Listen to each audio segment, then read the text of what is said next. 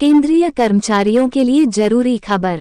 दरअसल हाल ही में आई एक रिपोर्ट के मुताबिक ये कहा जा रहा है कि कर्मचारियों को जल्द ही पुरानी पेंशन योजना का लाभ मिलेगा। तो आइए नीचे खबर में जानते हैं इस अपडेट से जुड़ी पूरी जानकारी।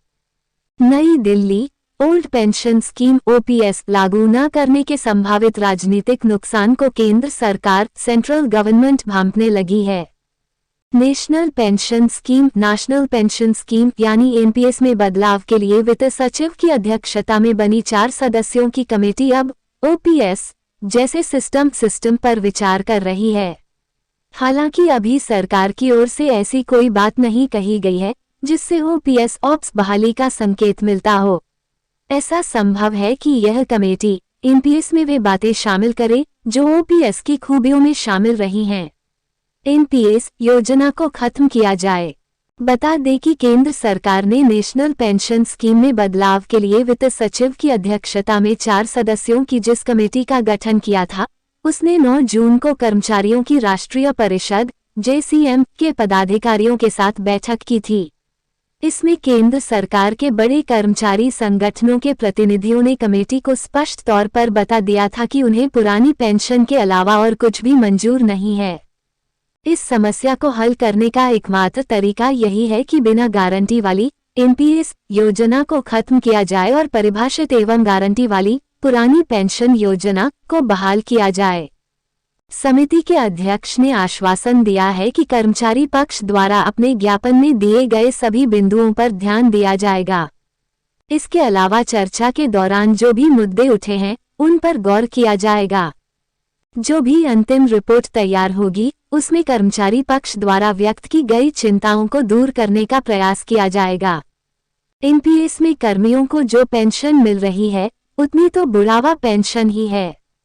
कर्मियों ने कहा है कि देश में सरकारी कर्मियों, पेंशनरों, उनके परिवारों और रिश्तेदारों को मिलाकर वह संख्या 10 करोड़ के पार पहुंच जाती है। अगर ओपीएस लागू नहीं होता है तो लोकसभा चुनाव में भाजपा को राजनीतिक नुकसान झेलना होगा। कांग्रेस पार्टी ने ओपीएस को अपने चुनावी एजेंडे में शामिल किया है। कर्नाटक और हिमाचल प्रदेश की जीत में ओपीएस की बड़ी भूमिका रही है। शिवगोपाल मिश्रा सहित कॉन्फेडरेशन नेता गिरिराज सिंह, एनआरएमयू के अध्यक्ष एसके त्यागी, राजेंद्र भारद्वाज, अनूप शर्मा और सीजीएचएस के जयदेव दहिया सहित अनेक कर्मचारी संगठनों के सदस्यों ने ओपीएस बहाली की मांग की है। मिश्रा ने कहा, एनपीएस खत्म कर पुरानी पेंशन व्यवस्था लागू करनी होगी। 1 जनवरी 2004 से सरकारी सेवा में आए कर्मियों को पुरानी पेंशन व्यवस्था से बाहर कर उन्हें एनपीएस में शामिल कर दिया गया। एनपीएस स्कीम में शामिल कर्मी 18 साल बाद रिटायर हो रहे हैं, उन्हें क्या मिला है? एक कर्मी को एनपीएस में 2417 रुपये मासिक पेंशन मिली है, दूसरे को 2506 रुपये और तीसरे कर्मी को 4900 रुपये प्रतिमाह की पेंशन मिली है। अगर यही कर्मचारी पुरानी पेंशन व्यवस्था के दायरे में होते तो उन्हें प्रतिमाह क्रमशः 15,250 रुपये, 17,150 रुपये और 28,450 रुपये मिलते। एनपीएस में कर्मियों द्वारा हर माह अपने वेतन का 10% शेयर डालने के बाद भी उन्हें रिटायरमेंट पर मामूली सी पेंशन मिलती है। इस शेयर को 14 या 24% तक बढ़ाने का कोई फायदा नहीं होगा। मिश्रा ने कहा, इसमें एनपीएस में पुरानी पेंशन व्यवस्था की तरह महंगाई राहत का भी कोई प्रावधान नहीं है। जो कर्मचारी पुरानी पेंशन व्यवस्था के दायरे में आते हैं उन्हें महंगाई राहत के तौर पर आर्थिक फायदा मिलता है। एनपीएस में सामाजिक सुरक्षा की गारंटी भी नहीं रही। रिटायरमेंट के बाद सरकारी कर्मियों को जानबूझकर कष्टों में धकेला जा रहा है। ओपीएस पर दिया सुप्रीम कोर्ट के फैसले का हवाला।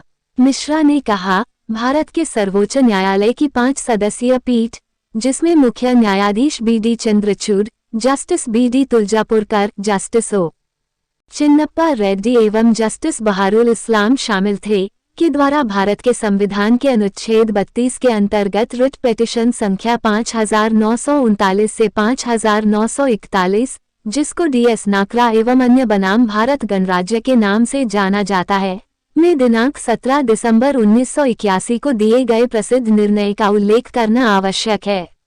इसके पैरा 31 में कहा गया है, चर्चा से 3 बातें सामने आती हैं। 1. पेंशन न तो एक इनाम है और न ही अनुग्रह की बात है जो कि नियोक्ता की इच्छा पर निर्भर हो। यह 1972 के नियमों के अधीन एक निहित अधिकार है जो प्रकृति में वैधानिक है, क्योंकि उन्हें भारतीय संविधान के अनुच्छेद 148 के खंड 50 का प्रयोग करते हुए अधिनियमित किया गया है। पेंशन अनुग्रह राशि का भुगतान नहीं है, बल्कि यह पूर्व सेवा के लिए भुगतान है।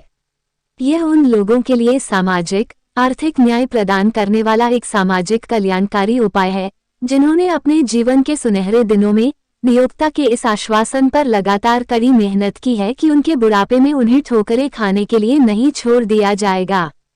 बहाल करनी होगी गारंटीशुदा पुरानी पेंशन योजना। कर्मचारी संगठन के प्रतिनिधियों ने कमेटी के समक्ष अपनी मांगों के समर्थन में तमाम तर्क पेश किए। कमेटी को बता दिया गया कि एनपीएस को हर सूरत में समाप्त करना होगा। इसके स्थान पर परिभाषित एवं गारंटीशुदा पुरानी पेंशन योजना को बहाल करना पड़ेगा। 1 जनवरी 2004 को या उसके बाद भर्ती हुए कर्मचारियों पर लागू राष्ट्रीय पेंशन प्रणाली को वापस लेने ही एकमात्र विकल्प है। सरकार ऐसे सभी कर्मियों को जो जनवरी 2004 के बाद भर्ती हुए हैं, उन्हें सीसीएस पेंशन नियम 1972 के तहत पुरानी पेंशन योजना के दायरे में लाया जाए। एनपीएस में कोई भी सुधार कर्मचारियों के लिए किसी काम का नहीं होगा। केंद्र सरकार के कर्मचारियों ने यह मांग कभी नहीं की थी। एनपीएस में शामिल कर्मचारियों को जीपीएफ योजना का लाभ दिया जाए। केंद्र सरकार जीपीएफ खाते में रिटर्न के साथ संचित कर्मचारी योगदान जमा कराए। कमेटी का गठन केवल एनपीएस में सुधार के लिए। समिति की ओर से कहा गया कि उसे एक तय दायरे में ही काम करना है। ये देखना है कि क्या सरकारी कर्मचारियों पर लागू राष्ट्रीय पेंशन प्रणाली के मौजूदा ढांचे और संरचना के आलोक में कोई परिवर्तन आवश्यक है। यदि ऐसा है तो राजकोषीय निहितार्थों और समग्र बजटीय स्थान पर प्रभाव को ध्यान में रखते हुए राष्ट्रीय पेंशन प्रणाली के अंतर्गत आने वाले सरकारी कर्मचारियों के पेंशन संबंधी लाभों में सुधार की दृष्टि से इसे संशोधित करने के लिए उपयुक्त उपायों के लिए सुझाव देना है। इसमें आम नागरिकों की सुरक्षा के लिए राजकोषीय विवेक बनाए रखने पर ध्यान दिया जाएगा। हालांकि समिति के अध्यक्ष ने आश्वासन दिया है कि कर्मचारी पक्ष द्वारा उनके ज्ञापन में दिए गए सभी बिंदुओं पर ध्यान देंगे।